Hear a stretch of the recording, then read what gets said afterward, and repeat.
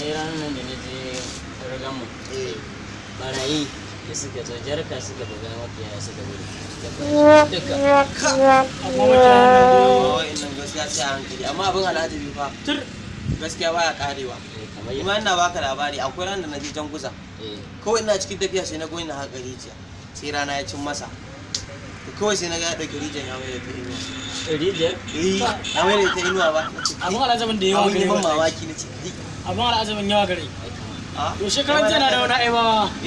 na taɓa ta kan titin sabon titin nan wai kawai ina an karewa wai sai na ga wani boshi ya halbu kurciya yana samun ta bai same ta ba ashe Allah ya tsare ta ita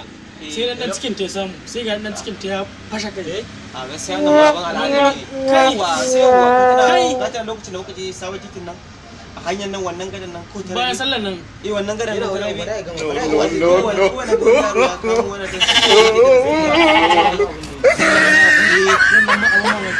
ko dai ba ku yi da labarin da ba ku yi sa mun yadda mana a ga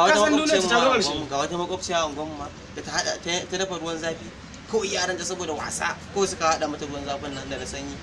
ko na ga ta tsaya tana tsantsin cewa ba ta san ba ne yau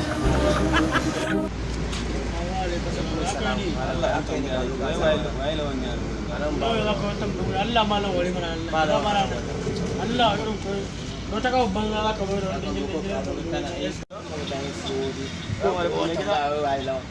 wallahi na zo na duba na tambaya na ga wasu na alwa da sama da na tambaya sun ce wallahi duba wallahi sai dawo da sakon kenan dan hayi ne ina za mu ga sako ne aka Assalamu alaikum da gida wallahi ka san muna kwazare ne wallahi shi yasa ka zo ka tambaye mu shi yasa ni sai wallahi ba ya zan kira ka afan ni ne lawa wallahi mai ga san ne lawa wallahi ni ne lawa ko za ka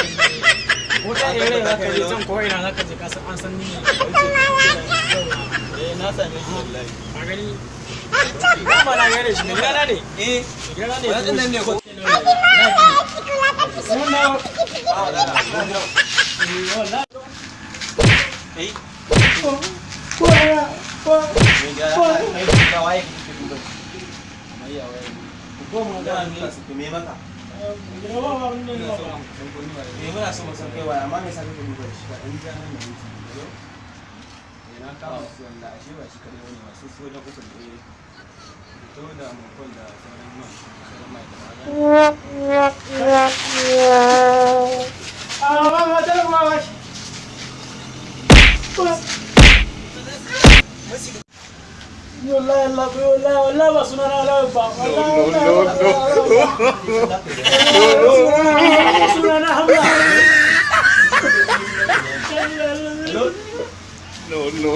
no